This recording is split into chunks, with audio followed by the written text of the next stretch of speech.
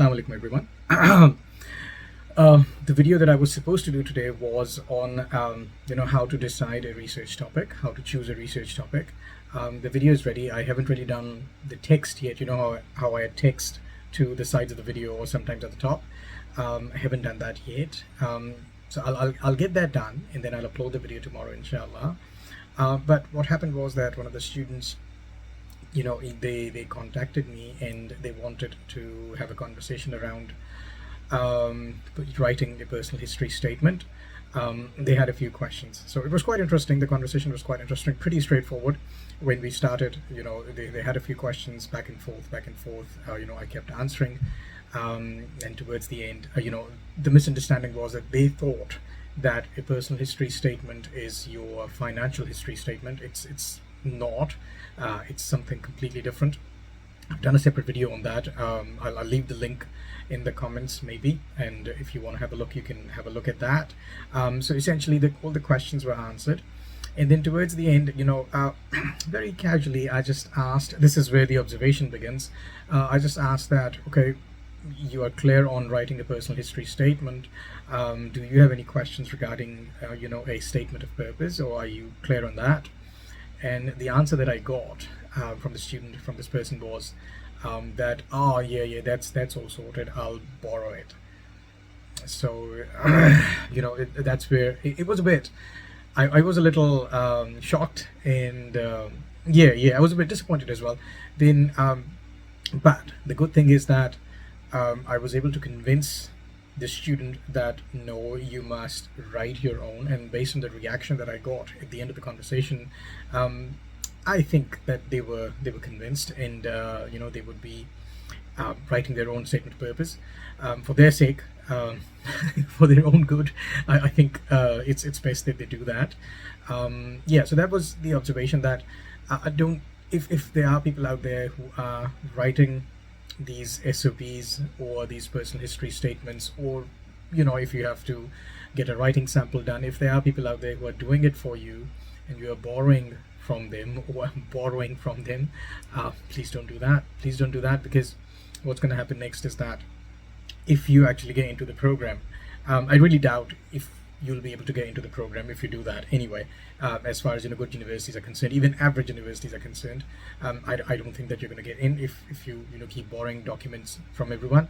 But even if you get into some program, you're lucky, you end up at that university, there's a lot of writing to be done. Like, you'll have to write essays and assignments and whatnot.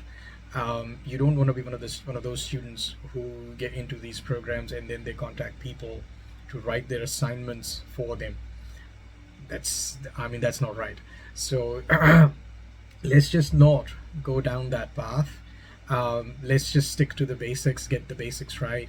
Even if you have to give 6 months or so, 7 months or so, just to documentation, just to come up with all of those documents, like your SOP, statement of purpose, or your personal history statement, or a writing sample, whatever. Do that. It's worth it. It's it's in the long run, it is going to be highly beneficial to you and your overall progress. So that was my observation. I thought we should address these things, because at the end of the day, the purpose of the channel is to make sure that people actually learn something, rather than making this a quick fix. We don't want quick fixes for everything.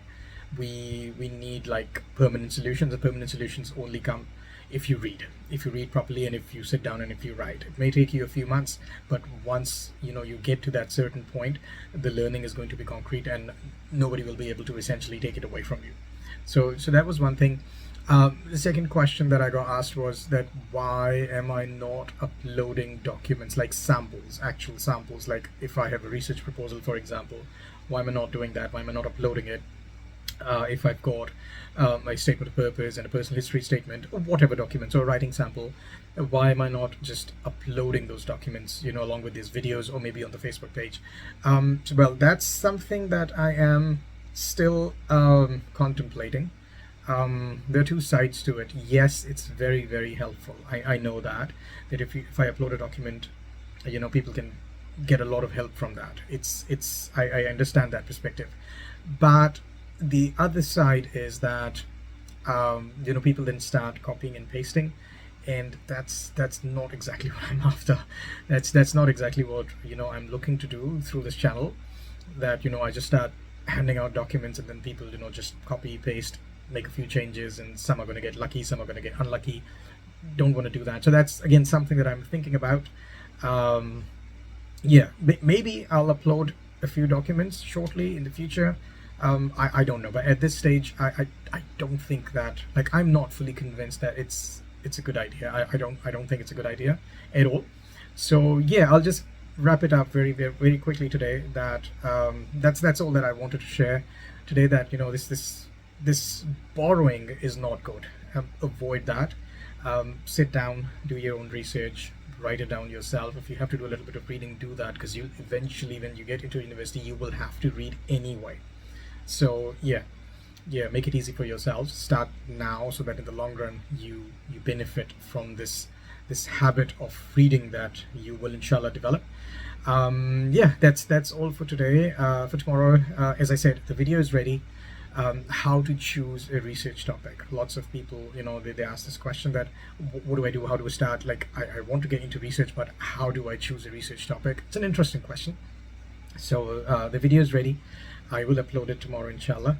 Just have to, add a little bit of text to it.